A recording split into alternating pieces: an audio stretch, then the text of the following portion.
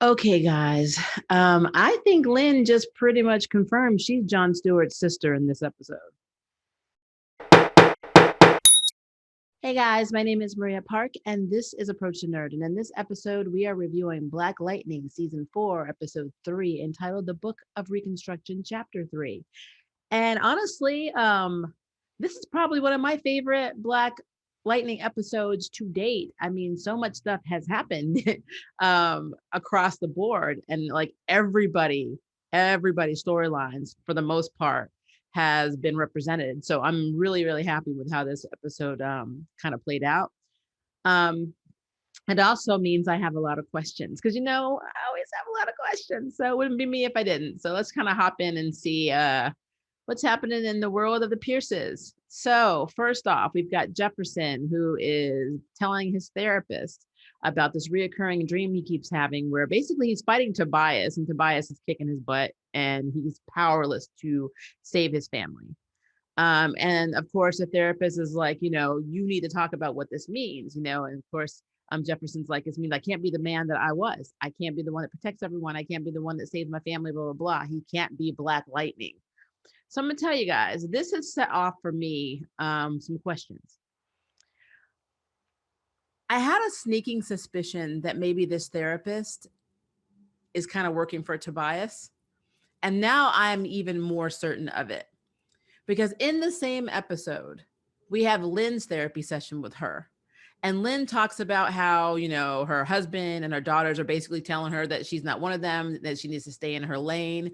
And the therapist starts talking to her about why she needs to be in their lane, basically. Why does she need acceptance when she's a brilliant physicist? Why does she need to be like her daughters and her husband? Now, we're still under the impression that the therapist has no idea that they're metahumans, and obviously.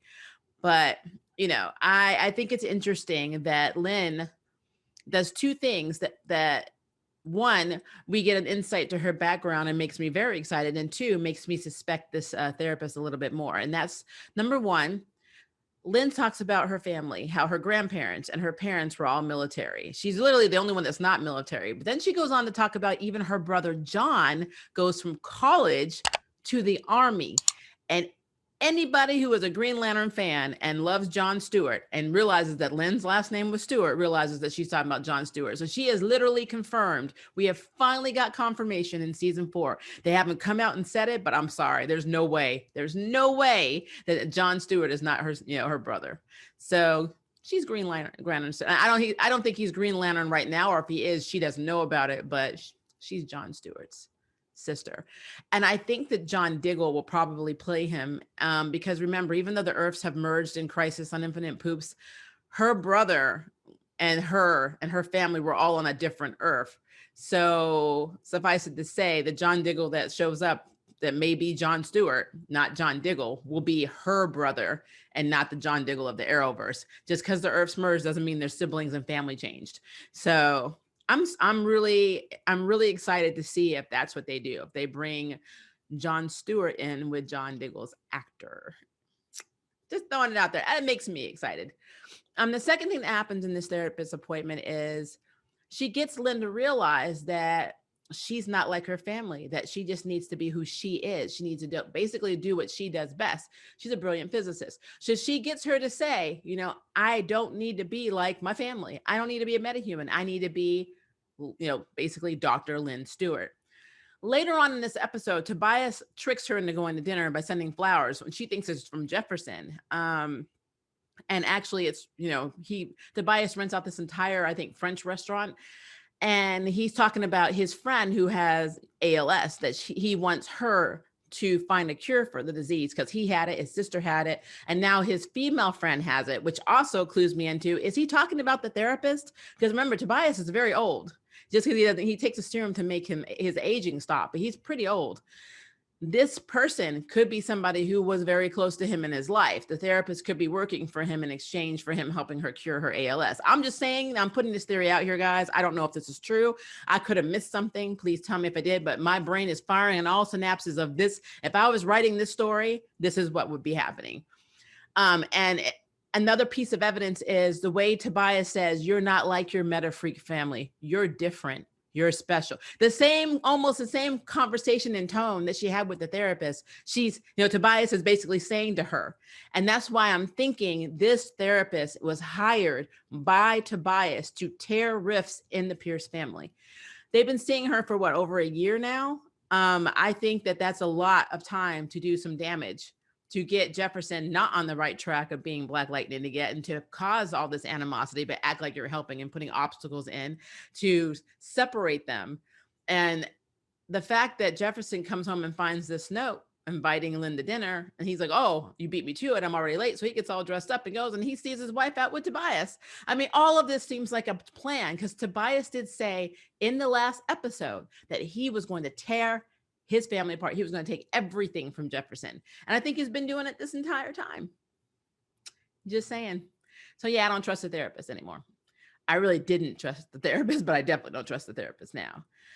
So then we got Jen. Jen's dealing with her narrative for as Lightning being pretty much controlled by a reporter named, I think her name was Rebecca Larson. She bought some footage off of a kid named Terry Andrews, and she heavily edited it and then put out this thing where it made it look like Lightning was, instead of saving people during the shootout during Freeland and during the big confrontation that they've been having with Lala's gang, the 100 and all that. It looks like she's actually just destroying property and causing the regular Freeland citizens to go running for their lives. That's how it was edited. And so she's mad. And so she has poor TC, they always get poor. TC's like, do I have to keep doing this crap? But she goes to TC and she has him find who sent her the footage. So he does. And then she confronts the kid. The kid is like, gaga, has a crush on Lightning, and says, if you give me a kiss, I'll put it on Instagram, we'll change your narrative. But she agrees to do a selfie and to follow him back on, his Instagram. So that's pretty much what they do. It goes live and she tags the reporter. I still think there's going to be some blowback from this. But for the most part, she's trying to control her own narrative. And that's pretty much been her entire story this episode, trying to fix her image, or Lightning's image, should I say. She's also been healing herself a lot, on the ice to heal herself. And I think it's messing with her, but I think that's something we're going to deal with later. I think something's going to happen with Jen. We know that China's was planning on leaving the show anyway, so something's going to happen. So I'm really curious to see what that is. Something good though, Anissa is talking to Grace about, how she's got that parking lot area set for the homeless. She's setting up a whole little system to help people that are, were left homeless with all the crap that happened with season 2. And as she's talking to Grace's legs start turning into like the cat form. Or I keep thinking it's a cheetah. That's not a cheetah. I don't think it's a cheetah. I think it's a leopard. We're going to go with that. I don't get my spotted cats get confused in my brain when I see them on TV. So one of the cats, I'm going to say leopard. So her legs turn like the leopard spots, and then she wakes up. So first she flatlines, then she has the leopard like dots all over her legs. And this is while Anissa is like giving her a sponge bath on her legs. And then she wakes up. So Grace is awake. I don't know if the new treatment that Lynn tried worked, but long story short, Grace is awake and Anissa and her get married. It is literally a 5-second deal. The doctor that we meet in the last episode that becomes friends with Anissa after he hits on her and they couldn't save the boy's life. The one that had to put his dog down. Well, Anissa went from understanding and comparing her girlfriend to taking care of a dog that needed to be put down to the love of her life. And now they're married. So they're literally married now. Grace in her hospital gown. Anissa at least had on a white jumpsuit, and this doctor got ordained. I think she paid him $20, like something like that. He got ordained, and they are now wife and wife. Which I love Anissa and Grace, so no hate there. I just thought that was really interesting how fast that went. So, but it is the last season, so I guess you got to get it in when you got to get it in.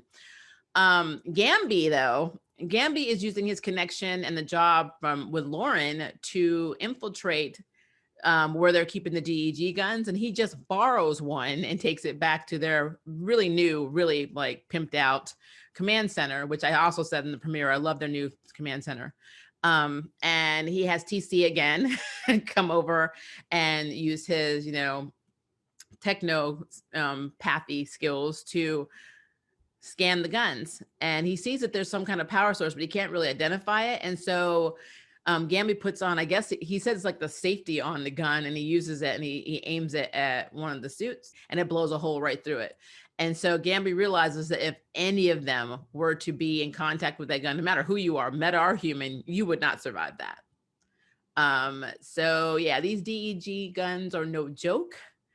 And Gambi's trying to figure out a way to, he's trying to understand them. Like he's taking it apart and he's going to put it back together and then sneak it back in from where, where he borrowed it from. But, yeah, he's definitely using his connection with Lauren to spy on the DEG technology and try and get ahead of it, which is good and bad. I mean, it's good he's going to be able to help the Pierces and other metahumans, but it's also bad because I really think he's into Lauren and I don't know what that's going to do.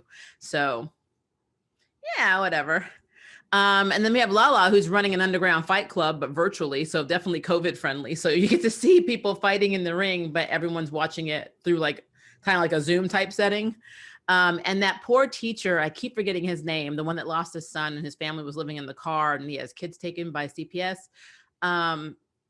He's actually fighting in this ring. So he goes back to class to teach because he can't afford not to. He needs to get his kids back. So he's teaching by day, but he went in and he had like a bruise or whatever on his eye. And he told Jefferson it was because, he's a bouncer and he's like, at least I won. But, come to find out he's actually working in the underground fight club with Lala or for Lala. And of course, Lala has this thing rigged. You already know. But Jefferson, I guess, either follows him or gets an insight that something's wrong, and he goes and he figures out where they are, and he walks in, and of course, Devontae and Lala were like, if it had been, especially Lala, if it had been anybody else, he would have whooped his Black A. And I loved how Jefferson looks at him like, you can try. You can try that to me. But long story short, the poor teacher got his A handed to him and Jefferson stepped in, and he was not doing well at first, but then he like charged himself. You saw his eyes like spark, and then he like beat the heck out of this guy and won the money, and then gave it to the teacher, and then gave the teacher the key to his family home so he can have his kids there. And I thought that was very cool. But that kind of reconfirmed to him that he can do more good as Jefferson than as Black Lightning, which I guess if that's what they're going for to get him, because this is the last season, so he has to retire, I guess, at some point. I don't know. I mean, I don't know if he's going to go out as Black Lightning or if he's going to go out as Jefferson. I don't know. But right now he has no intention of wearing that suit. He doesn't want to be Black Lightning at all. And again, I think this is part of Tobias's plan. Tobias also gets his bodyguard to grab the mayor to try to convince him to give the funding from Garfield to his hospital that he's trying to build. And the mayor actually stood up to him. I was very proud. He's like, I see you. I might have to smile in public, but I know who you are, and he's like, my kids go to that school. I went to that school. I'm not going to, undermine Principal Pierce because you have a problem, basically. And so he refuses. And that's when that's when Tobias makes that play for Lynn, saying that if she cures ALS, he'll fund, her facility for decades. And it's all of this is a master plan. He wanted that money to defund the school because he's trying to take everything from Jefferson. So it's just such a crazy situation. It's actually really brilliant, but that's Tobias. Tobias of nothing. He's nothing if he's not smart and tenacious. That man, I mean, he is just pure evil. But Jefferson's face when he saw his wife at the table with Tobias, and the fact that Lynn didn't just flat out say no the third time, like she kept saying, I'm not helping you with anything. But then she was still in the dinner. And she didn't, after that whole thing about funding and all that, and the talks she had with the therapist, she's really considering doing it. And what bothers me about that is that Lynn makes very poor decisions. She's brilliant, but they write her so incorrectly to the point that such a brilliant woman can make such stupid decisions. Like when she was working for Odell, which got her addicted to Glimmer, which got a lot of crap happened, not because of the choices that Black Lightning made. It's because of what Lynn was not telling Jefferson while they were being held by the ASA in that, in the freaking, I call it the underground lab.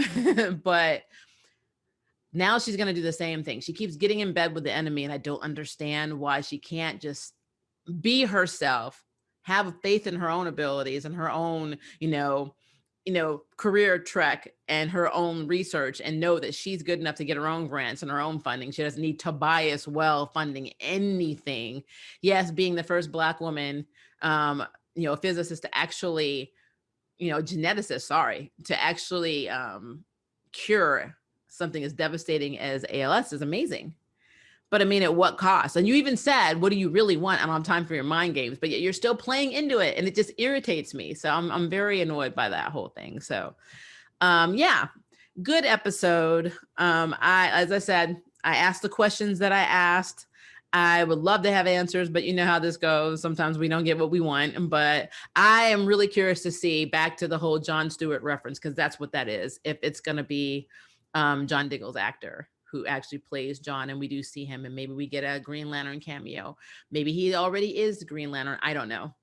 But I'm very curious. I'm very curious. And if I miss something, guys, please leave it in the comments below, because I try to fire on all cylinders, but sometimes the firing is slow. It's called age. So leave me a comment below and let me know. And if you would like to sign up for jury duty, hit the subscribe button. If you'd like to know who's next on Nerd Bell, hit the notification bell. Until next time, I can't wait for you to approach the nerd. Bye, guys. Thank you for watching my video. I really appreciate it, but hey, the party doesn't have to stop now. Click on one of these videos and keep it going.